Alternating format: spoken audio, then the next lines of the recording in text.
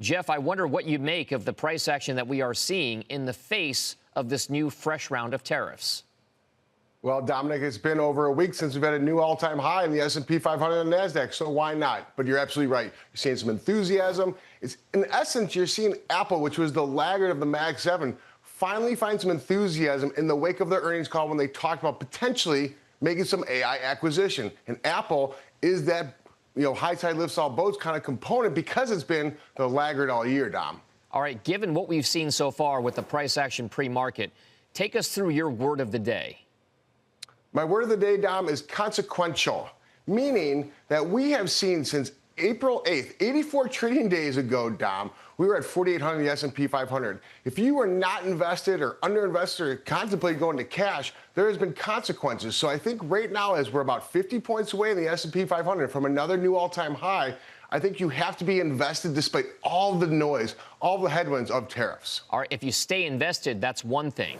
Do you keep adding to every single dip that you have, or do you lighten up every time we hit a new high?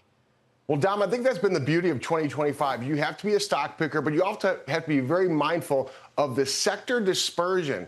Oddly enough, industrials and utilities have been the leading S&P 500 sectors in 2025. We've had a resurgence in the Mag 7 technology, but now is the time to rebalance once again, as we could see some profit taking in specifically some of those NVIDIA names, as we still decipher what is going on with all the tariffs and all the chip language out of the administration. So if you are going to roll out of some of those big winners, where exactly do you take that rebalance money and move it towards? What types of stocks?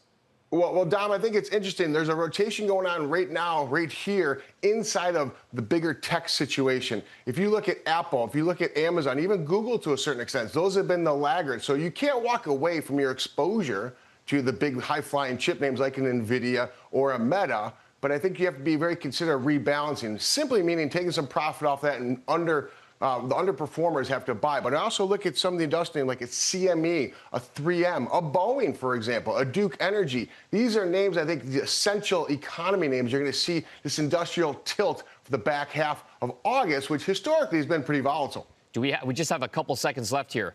Is that small cap trade going to catch up substantially? No, sir. Stay away, Dom.